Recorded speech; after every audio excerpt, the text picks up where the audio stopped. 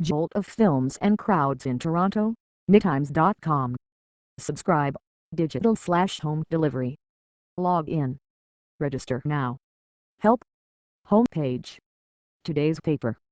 Video. Most popular. Edition, US/global. Search all NewTimes.com. Movies. World. US. NY/region. Business. Technology. Science. Health. Sports. Opinion. Arts. Style. Travel. Jobs. Real estate. Autos. Search movies or showtimes by zip code. More in movies in theaters. Coming soon. Critics' picks. On DVD. Tickets and showtimes. Trailers. Arts Beat. Critics' Notebook. Jolt of films and crowds in Toronto. Tipping Point Productions. Night moves Jesse Eisenberg as an environmentalist in this film by Kelly Reichardt. By Anohla Dargis.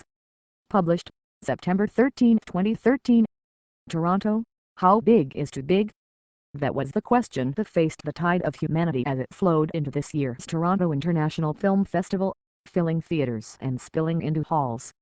For decades, the festival, which wraps up this weekend, has served as one of the year's essential film events because of its mix of new season offerings and titles cherry-picked from earlier festivals.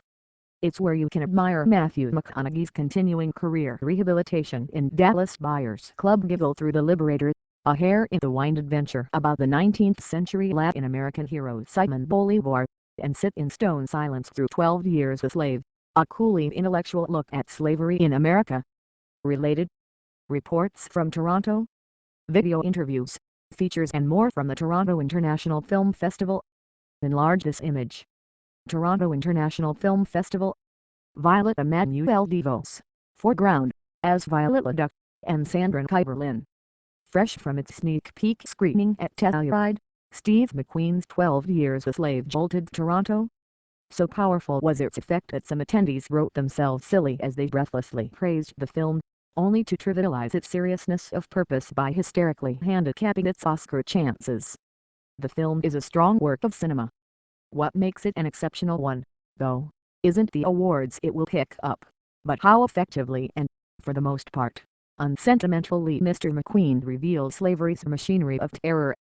Much as Roman Polanski did in his World War II film The Pianist, which shows how the Nazis sought to dehumanize Jews, Mr. McQueen examines how human beings in America were transformed into capitalist chattel.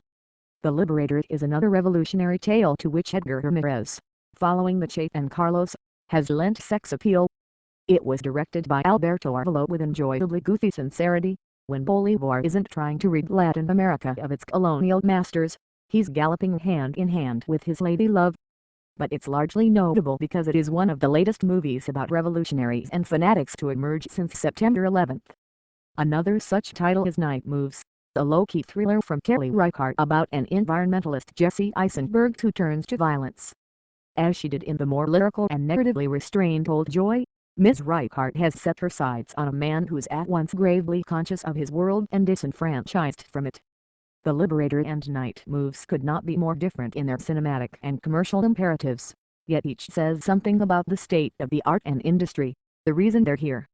This is also where you could catch Violet, a deeply satisfying fictional film about the French writer Violet LeDuc (1907–72) who rose from illegitimacy, the subject of her memoir La Bâtarde, to move among the likes of Simone de Beauvoir and Jean Genet.